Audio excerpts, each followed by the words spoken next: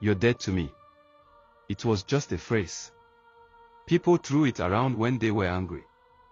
But 15-year-old Tolu meant every word. And by the time the police arrived, his parents were cold. He grew up in Lagos, an only child in a modest 3-bedroom flat. His father was a strict bank manager, his mother a teacher at the local primary school. Their values were simple: study hard, respect your elders, and no distractions. But Tolu didn't live in the real world. His mind was always in Dark Reign, Phantom World, an online multiplayer game that mixed magic, missions, and military strategy. There, he was not a just Tolu. He was Reaper_X99, the youngest level 75 assassin in the West African server. In the game, he was feared. In real life, he was invisible. At first, it was small things. Missed meals. Forgotten chores. Sleeping grates. Tolu would sit glued to his screen for hours, the blue light painting his face like a mask. His mother, Mama Tolu, would call him for dinner 3 times before giving up. His father, a man of routine and respect, began noticing how his son no longer made eye contact, only keyboard taps and mouse clicks. Game again. Go and read your book. Tolu stopped answering. His real world had lost its colors. Homework, sunlight, conversations, they meant nothing.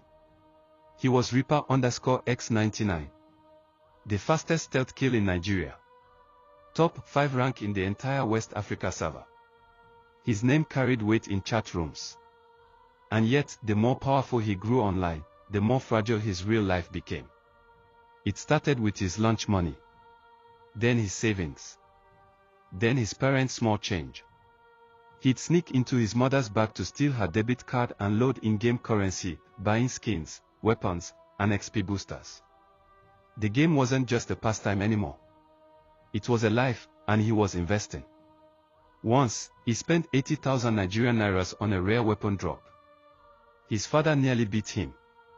Another time, he pawned his phone to buy gaming hours at a local cafe. His mother wept in church the following Sunday. Tolu's father, Mr. Adikana, was an old-school disciplinarian. "No son of mine will become a slave to screens," he shouted one evening. That night, his father cut off the Wi-Fi. He didn't just change the password.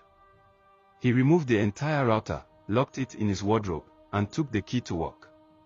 To Tolu, it felt like oxygen had been stolen from his lungs. The next week was hell. He couldn't sleep. Then came the final blow. On a rainy Tuesday night, Mr. Adikana caught Tolu with a friend's laptop, trying to log into the game. Enraged, he dragged Tolu by the collar, marched into his room, and in a fury of shouts, smashed his personal desktop PC with a hammer right before his eyes. The monitor cracked.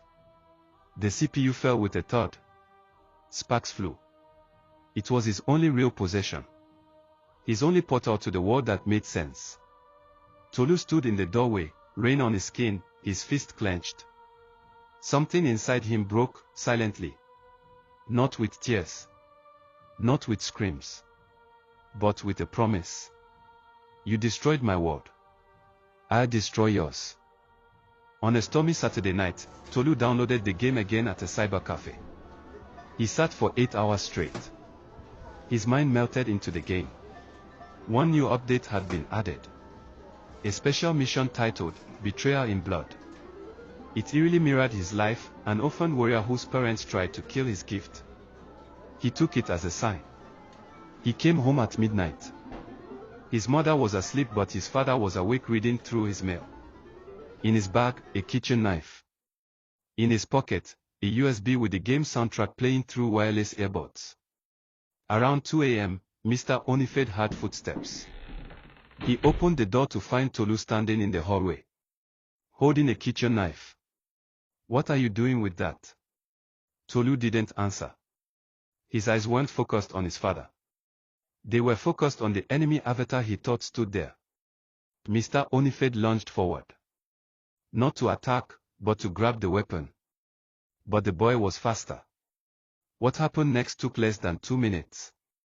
He stabbed his father in the chest and neck several times before moving on to stab his mother in her bed, killing her instantly.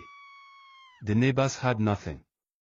But early Sunday morning, Momoronk noticed Tolu sitting shirtless outside, staring into space. His hands were stained red. Inside the house, both parents lay lifeless.